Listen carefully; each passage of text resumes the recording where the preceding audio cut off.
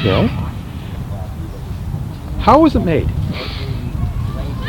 This flag was made from a picture that Joe gave me. That he gave me a picture and said this is what he'd like a remake of. So I first researched the flag to see if I could find the original to get the right look and texture and all that. And I found out there isn't an original anymore, that it was shredded in the wind, like the night it went up. So I was really discouraged because I was like, how am I going to create something I don't know what it is? So I looked for other flags that were similar or maybe had a similar design.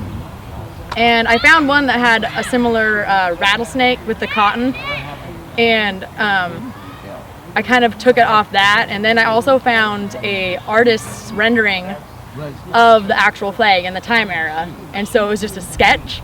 And that's really what I went off of in the end because I figured he was there, he saw it. So I just took that sketch and I created a stencil in the right size for the flag, and I appliqued it onto my fabric and just painted over it, pulled the stencil off, and then I went back through with all different colors and shading and did all the detail work painting.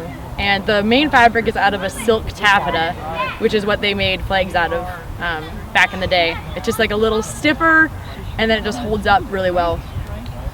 And so then after all the painting, which was very, very time consuming, many hours of little painstaking, you know, doing and the lettering and all that, trying to find the right sizes and the curvature and all that, was the fun part that I enjoy stitching. So that's where I cut it to the size, and I had to decide on how to do the ties, like to hold it to the pole, because there's so many different methods.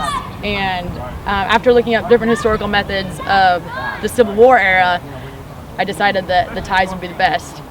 And so the whole thing is hand stitched with a double back stitch. It took about 9.5 hours just to stitch it, and there's not a lot of seams on there. There's just around the edge with it, you know. And then the gold trim is also double stitched back into there, so it should hold up for many years to come. And this took you all winter? Or? It took me most of January. I think it took almost exactly like 50 hours. So yeah. So, but that's just when I started on it, before like research and planning and all that. So, but it was a learning experience and it was really fun. So. Can you explain what this means? Well, the Latin I'm not too good on. I don't remember what that means, but it's significant of come for us or something like that. The rattlesnake wrapped around the cotton is representing the state wanting to protect their crop. And of course the lady on the back, independent now and forever, holding the Alabama flag, just Lady Freedom. Which her crown, she has a special crown she's wearing that I did research on, because the one that you had previously had that, and I have done a lot of historical fashion research, and I was like, this seems really odd.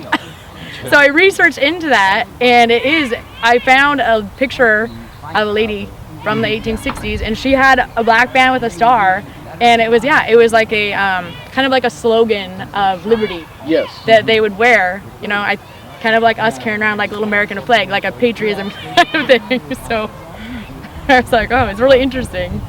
Yeah, definitely very good. Different. Can we see her? Yes. Is there a way to do that? If you want to step over here. Yep.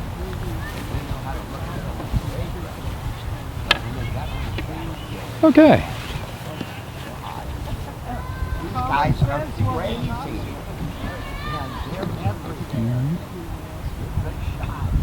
Okay. Very good. I think I'm going to grab a maybe. Okay. Excellent. Yeah, it seems great that we'd have such a flag flying right in front of a Tanum Ridge, where the primary animal is rattlesnake. So, well done. Okay, thank you.